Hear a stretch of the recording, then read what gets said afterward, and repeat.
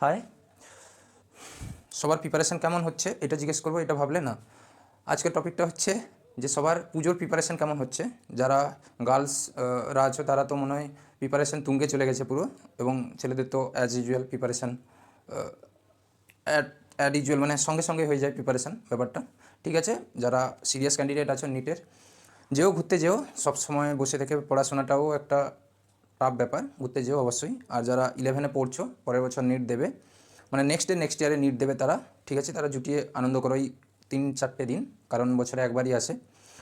আর হ্যাঁ, যেটা বলতে লজ্জা লাগে সেটা হচ্ছে দ্য গার্ল বি সেফ, এটা West Bengal, everything is happening hair.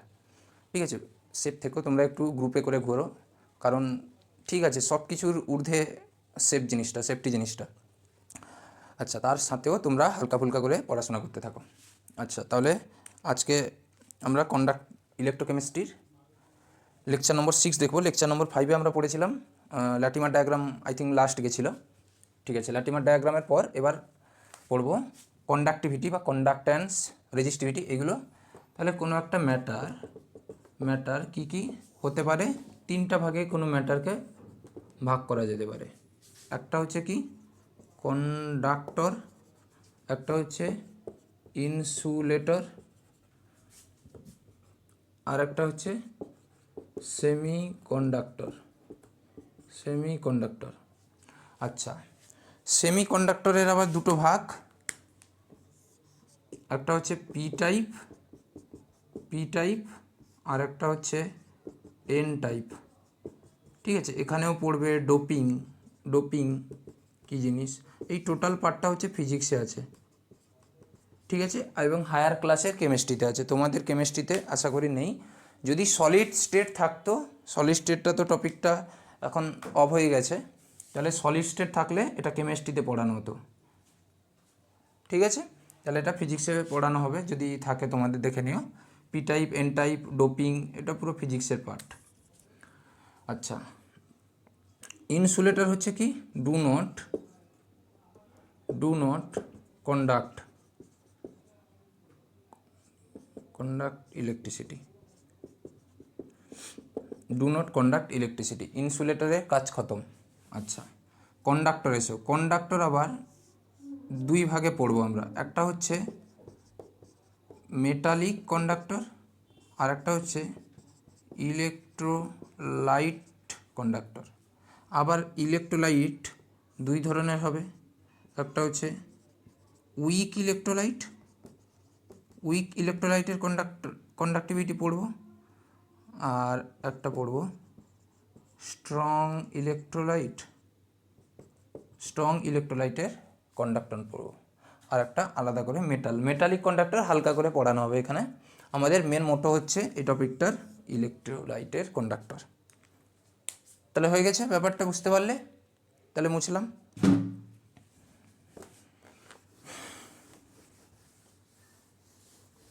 তাহলে আমরা এবার ছেঁকে নিই ব্যাপারটাকে। ছেঁকে নিই মানে আমরা মেটালিক কন্ডাক্টর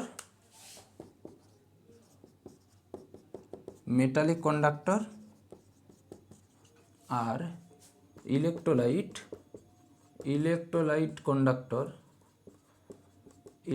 কন্ডাক্টর একটু পড়ে নিই। হয়েছে, মেটালিক কন্ডাক্টর আর ইলেকট্রোলাইট কন্ডাক্টরের মধ্যে ডিফারেন্স, সেটা হচ্ছে 1 নম্বর, মেটালিক কন্ডাক্টরের যে কন্ডাক্ট্যান্স ডিউ টু ইলেকট্রন, হয়েছে, আর এর হবে ডিউ টু আয়ন, হয়েছে। এখানে no change of chemical properties,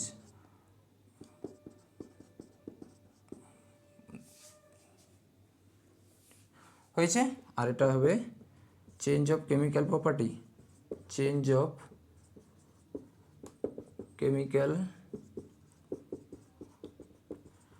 হয়েছে, no change of chemical property, হয়েছে। এবার 3 নম্বর হচ্ছে কি, এটা হচ্ছে matter do not transfer, matter do not transfer, কিন্তু এটাতে ম্যাটার ট্রান্সফার হবে, ম্যাটার ট্রান্সফার হবে। আর কোথায় ট্রান্সফার হবে এর পরের টপিক পড়া যাওয়া হবে, যেটা ইলেকট্রোলাইসিস হবে, সেখানে দেখবে ম্যাটার ট্রান্সফার করবে। হয়েছে। এবার 4 নম্বর হচ্ছে কি, 4 নম্বর হচ্ছে টেম্পারেচার ইনক্রিজ করলে কন্ডাক্টিভিটি,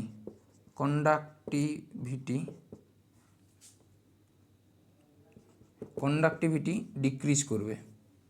আর এইটা হবে টেম্পারেচার ইনক্রিজ করলে এর কন্ডাক্টিভিটি ইনক্রিজ করবে। কেন? কোশ্চেনটা এইটাই আসে, কোশ্চেনটা এখান থেকেই, যে মেটালিক কন্ডাক্টরে টেম্পারেচার বাড়ালে কন্ডাক্টিভিটি কেন বেড়ে যায়, টেম্পারেচার বাড়ালে এর কন্ডাক্টিভিটি কেন ইনক্রিজ হয়ে যায়। দেখো, এর কারণ হচ্ছে 1 নম্বর কারণ ডিউ টু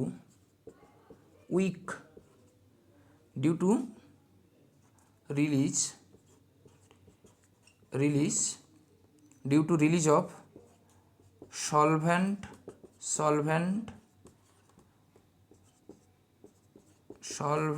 solute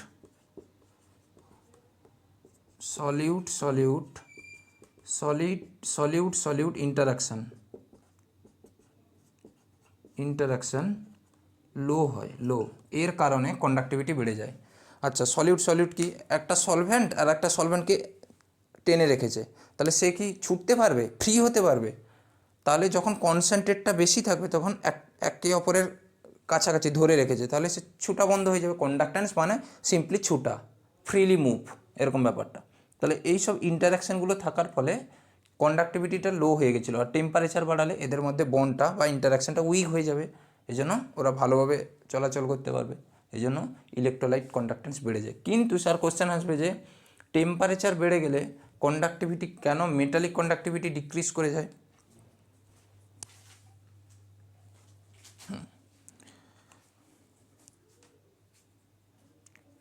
আচ্ছা, এর কারণ হচ্ছে ডিউ টু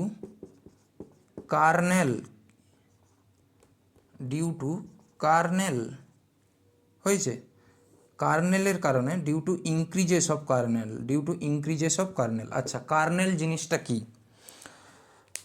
একটা মেটালিক কন্ডাক্টর বা মেটালিক বন্ড কেমন হয় বলো দেখি, এরকম মেটালিক বন্ধন হয় একটা মেটালের মধ্যে, এগুলো মেটালের বন্ড, এখানে ইলেকট্রন। মেটালিক বন্ডকে বলা হয় সি অফ ইলেকট্রনের সমুদ্র। ঠিক আছে। এবার কি হয়, তোমরা মুভি টুভিতে দেখেছো, একটা বন্দুক যখন ফায়ার করা হয় দেখবে একটা গুলিতে ছুঁড়ে যায়, একটা গুলির যে সেল, এটা ছিটকে এসে দেখবে মেঝে টেজেতে পড়লে একটা ডিফারেন্ট আওয়াজ হয়। আমি যদি পাই সম্ভবত এখানে পিকচারটা লাগিয়ে দিব।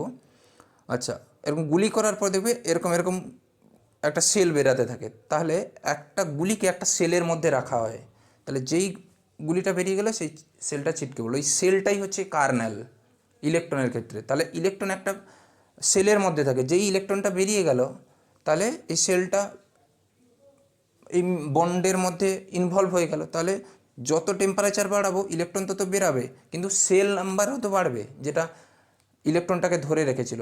তাহলে এইটা সেল বাড়ার ফলে ইলেকট্রনটা ফাঁকায় ঘুরতে পারবে না, কারণ কি, সেলও তো বেড়ে গেছে, সে ঘুরতে যাচ্ছে, সেলের সঙ্গে ধাক্কা খেয়ে যাচ্ছে, কার্নেলের সঙ্গে ধাক্কা খেয়ে যাচ্ছে।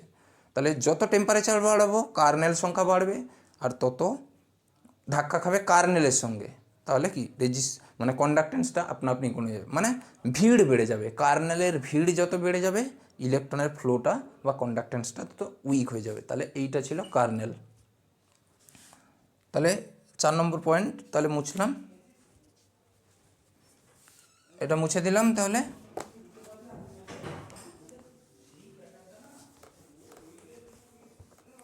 হ্যাঁ, এরপরে হচ্ছে ডিপেন্ডিং আপন মেটালিক কন্ডাক্টর। এটা হচ্ছে কি, ডিপেন্ডিং আপন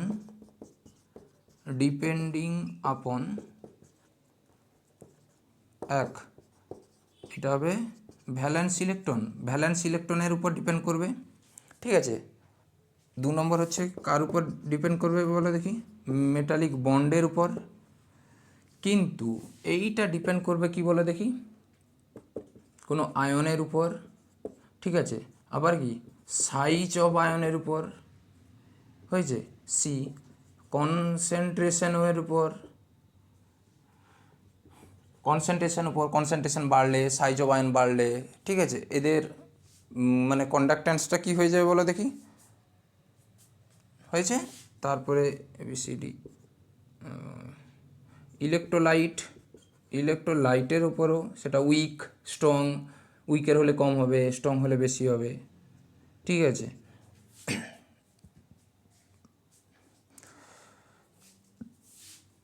আর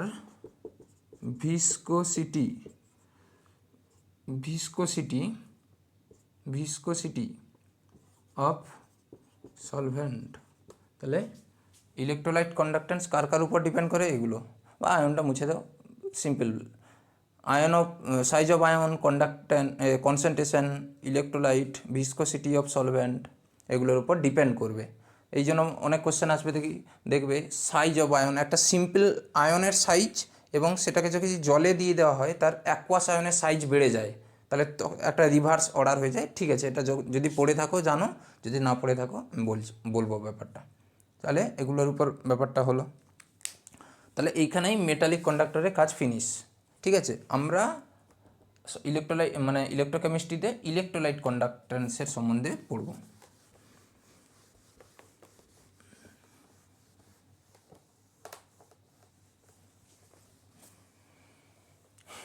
আচ্ছা, এবার হচ্ছে কিছু টার্ম তোমরা ফিজিক্সে পড়ে এসছো, তবুও দেখছো কিছু টার্মোলজি দেখে নাও।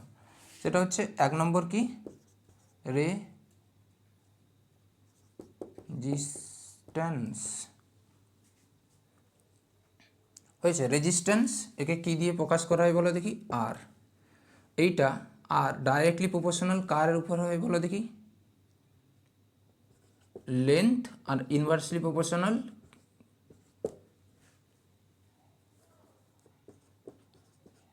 এরিয়ার উপর,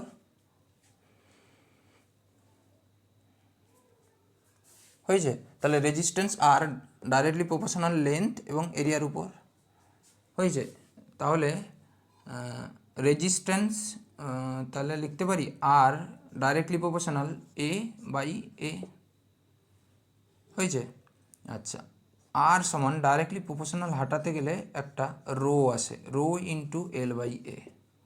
তাহলে এইটা হচ্ছে যেখানে আর হচ্ছে রেজিস্ট্যান্স, রো হচ্ছে স্পেসিফিক রেজিস্ট্যান্স মানে জানো কি, মানে হচ্ছে স্পেসিফাই করে দেওয়া যে এর মধ্যে যতটা রেজিস্ট্যান্স হবে সেইটাই রেজিস্ট্যান্স মানে কি তুমি সব কিছু ধরতে পারো, সব জায়গায় রেজিস্ট্যান্স ধরতে পারো, কিন্তু স্পেসিফাই করে দেওয়া মানে এর মধ্যেই লেন্থ 1 মিটারের মধ্যে 1 সেন্টিমিটারের মধ্যে যে রেজিস্ট্যান্স হবে সেটাই রেজিস্টিভিটি, কি বুঝতে পারলে, স্পেসিফাই করে দেওয়া। এল মানে হচ্ছে লেন্থ আর এ মানে হচ্ছে এরিয়া, হয়েছে। তাহলে এদের ইউনিটগুলো দেখে নাও। ইউনিট সেটা হচ্ছে আর এর ইউনিট কি বলো দেখি, ওহম বা এরকম, আর এর ইউনিট ওহম বা এরকম, তোমরা ফিজিক্সে পড়ে এসছো। তাহলে এল এর হবে কি, হয় সেন্টিমিটার না হলে মিটার, এর ইউনিট কি হবে বলো, সেন্টিমিটার স্কোয়ার বা মিটার স্কোয়ার। তাহলে রোর ইউনিট কি হয় বলো, এখানে বসিয়ে দাও, ওহম ইজুগাল টু রো, এটা কী হবে বলো দেখি, সেন্টিমিটার ইনভার্স, তাহলে হতে পারে rho equal to ohm centimetre inverse. তাহলে রোর ইউনিট কী হবে, ওহম সেন্টিমিটার ইনভার্স।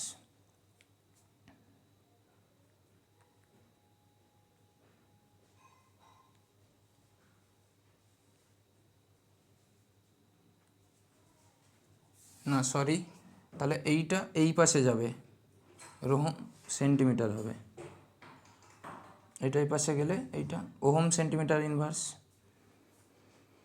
হয়েছে। বা ওহম সেন্টিমিটার বা ওহম মিটার। তাহলে এইটা ছিল রেজিস্ট্যান্সের সব কিছু, কি বুঝতে পারলে কিনা বলো। তাহলে রেজিস্ট্যান্স হচ্ছে এইটা, তাহলে রেজিস্ট্যান্সের সব কিছু ডিটেলস হয়ে গেল। এরপরে এসো কন্ডাক্ট্যান্স। তাহলে এটা মুছলাম 2 নম্বর।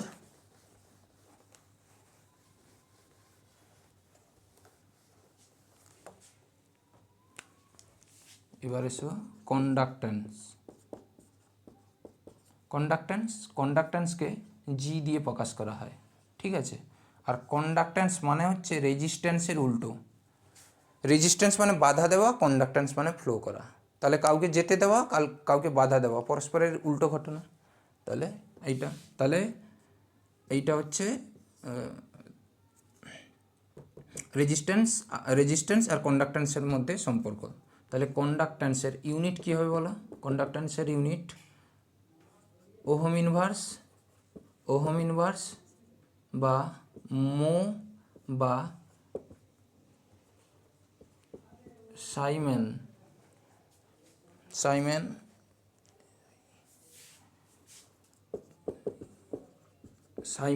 বা এস দিয়ে প্রকাশ করা হয়। তাহলে এগুলো ছিল কন্ডাক্ট্যান্সের ইউনিট। তাহলে আমরা লিখতে পারি জি ইকুয়াল টু আর এর ভ্যালুটা কী বেরিয়েছিল? আর এর ভ্যালুটা রো ইন্টু এল বাই এ। তাহলে এটা লিখতে পারি জি সমান হবে 1 রো ইন্টু 1 বাই এ। বা এটা লিখতে পারি G equal to 1 rho equal to A by L. তাহলে কন্ডাক্ট্যান্স। আচ্ছা, এরপরে হচ্ছে জি সমান, আচ্ছা 1/রোটাকে বলা হয় কাপ্পা। আর কাপ্পা কথাটার মানে হচ্ছে স্পেসিফিক কন্ডাক্ট্যান্স। কাপ্পা মানে হচ্ছে স্পেসিফিক কন্ডাক্ট্যান্স। কাপ্পা মানে স্পেসিফিক কন্ডাক্ট্যান্স और কন্ডাক্টিভিটি হয়েছে। তাহলে এইটা সমান লিখতে পারি G equal to kappa into A by L. বা এইটা সমান লিখতে পারি কি কাপ্পা সমান জি ইন্টু এল বাই এ। এটা লিখতে পারি। তাহলে এইটাই মনে রাখবে।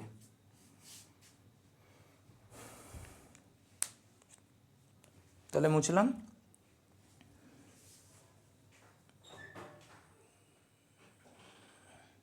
এটা মুছে দিলাম। হ্যাঁ, তাহলে কন্ডাক্টিভিটি, এটা মনে রেখো, কন্ডাক্টিভিটি সমান হবে কন্ডাক্ট্যান্স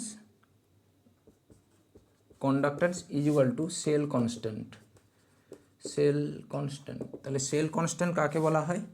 এল বাই এ কে, এটাকে জি স্টার দিয়েও প্রকাশ করা হয়, এল বাই এ। এইটাই হচ্ছে কি বলে দেখি সেল কনস্ট্যান্ট। তাহলে এর ইউনিট কি হবে? সেল কনস্ট্যান্টের ইউনিট সেন্টিমিটার ইনভার্স বা মিটার ইনভার্স। তাহলে এইটা হচ্ছে সেল কনস্ট্যান্ট। আচ্ছা, তাহলে কাপ্পার ইউনিট কী হবে বলো? তাহলে কাপ্পার ইউনিট, আচ্ছা কন্ডাক্ট্যান্সের ইউনিট কি হয়? এক্ষুনি বললাম সাইমেন্স ইন্টু, এটা কি হবে সাইমেন সেন্টিমিটার ইনভার্স বা ওহম ইনভার্স সেন্টিমিটার ইনভার্স বা মো সেন্টিমিটার ইনভার্স। কি বুঝতে পারলে কিনা বলো? বা এরকম মিটার ইনভার্স। এগুলো সব সেন্টিমিটার জায়গায় মিটার ইনভার্সও বসাতে পারো, ঠিক আছে। তাহলে এগুলো হচ্ছে সব কাপ্পার ইউনিট। তাহলে এইটা ছিল সব কন্ডাক্ট্যান্সের। মুছে দিলাম। তাহলে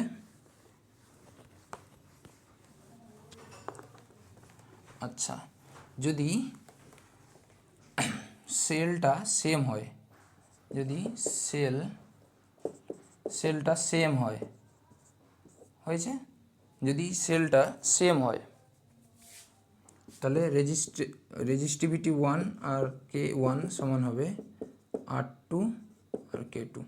এই ইকুয়েশনটাকে ফলো করে। সেল সেম হলে কি সেল কনস্ট্যান্ট সেম, মানে এই ইকুয়েশনটা ফলো করবে।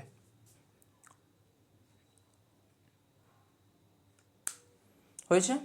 তাহলে আমরা মোটামুটি conductivity metallic conductance, electrolyte conductance, conductivity, resistance, তাদের সব রিলেশন। তাহলে এইখান থেকে মেন যে ফর্মুলাটা সেটা কি মনে রাখবে, সেখান থেকে যে ম্যাথ পড়ে most important formula, most VBI formula হচ্ছে কি, সেটা হচ্ছে কি kappa equal to conductance equal to L by A. এইখান থেকে ম্যাথ পড়ে, মানে কি conductivity equal to conductance equal to cell constant, এই ফর্মুলা থেকে। কি বুঝতে পারলে কিনা বলো? তাহলে এগুলো সব কন্ডাক্ট্যান্স কন্ডাক্টিভ।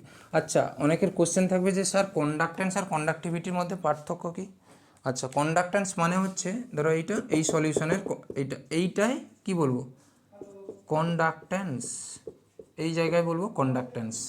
আর কন্ডাক্টিভিটি মানে হচ্ছে এইখানে সলিউশন তো থাকবে, এদের মধ্যে দুটো রড থাকবে, হয়েছে ইলেকট্রোকেমিস্ট্রিতে এইটা রড থাকবে, এইটা কিন্তু এইটা কন্ডাক্টিভিটি এদের মধ্যে ডিস্টেন্সটা হবে কত বললে দেখি, এদের মধ্যে ডিস্টেন্সটা হচ্ছে 1 সেন্টিমিটার হতে হবে, হয়েছে।